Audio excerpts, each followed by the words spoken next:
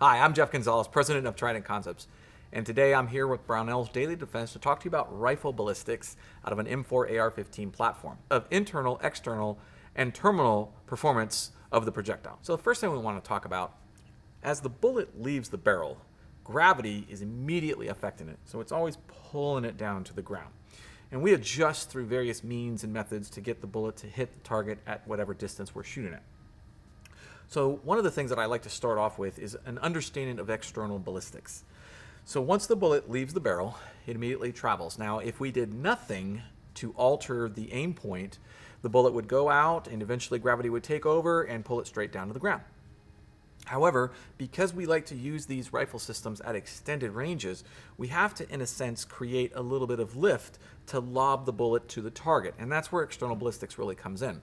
So if I actually elevate the muzzle slightly, what that will do is that will allow me to extend that range. Now, it doesn't really do anything to stop gravity, but what it does is it helps us to overcome gravity to hit the target at a specific distance. And so what I will tell people is, while it doesn't really look like a rainbow, it is, for most practical purposes, an arc. So some of the environmental factors that can also affect the bullet in flight is things like temperature, altitude, humidity. All of this has an effect because what the environmental factors do is it changes the structure of the molecules of the air. And so as the bullet is slicing through the air, it's hitting those molecules. And now if the molecules are thicker or spread out or more dense, that will affect the bullet. As the molecules are hitting the bullet, it's causing a little bit of friction, a little tiny bit of friction, which is slowing the bullet down. So these are things that you might want to start to read a little bit more about so you can understand how to truly hit targets at extended ranges. Now, some of the ballistic terms that we talk about here is the first one has to do with the rifle itself, and you'll notice how the optic sits above the bore. So the bore is the center of the barrel, and you'll notice how that's about 2.5 inches. So right away, my bullet will strike below my point of aim.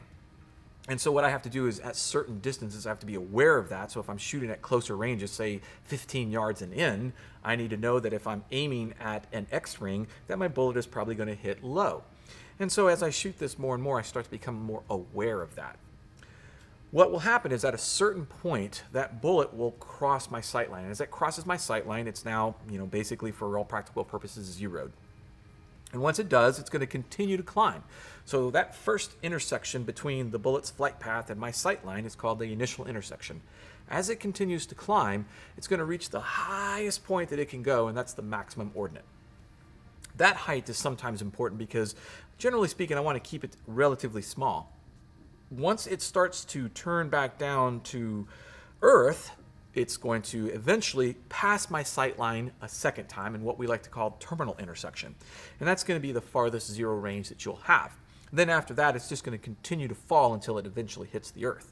So understanding those simple terms, the height over bore, the first intersection, the maximum ordinate, and then the last intersection or terminal intersection are going to help you to understand how these ballistics all come into play.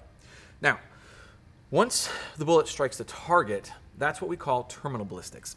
And this has to do with how the bullet reacts inside of soft tissue. So if you're interested in learning how these bullets work in a self-defense setting, well, again, there's some things that we want to pay attention to. What type of round am I using? If I'm using the most common round, which is a 55 grain ball round, full metal jacket round, what will happen is, as it enters into that soft tissue, it's going to immediately start to slow, and the hydrostatic kind of conditions there are going to create all sorts of weird stuff. And what might happen at certain velocities is that the bullet actually will fragment. And as the bullet fragments, it goes off into different wounding tracks, which is going to help increase the lethality of that wound. So that's one of the unique features of a rifle caliber, is that it's shooting at such a higher velocity that velocity actually helps to increase the wounding mechanisms of those rounds. So sometimes having a better understanding of that will help you in selecting what type of rounds that you want to use. But one of the things that's key to any of these selections is going to be the velocity. And a lot of times we get focused on the muzzle's velocity. How fast is the bullet coming out of the muzzle? And that's an important distinction and something that you really want to know. But as the round travels through the air, it's losing that velocity. And so we want to kind of be mindful of what velocity is present at certain distances, because the higher the velocity at the target, the more performance I can expect from that round as far as a wounding mechanism is concerned. So ideally, I want to hit that target with as much velocity as I possibly can, because that's just going to make the bullet perform that much better.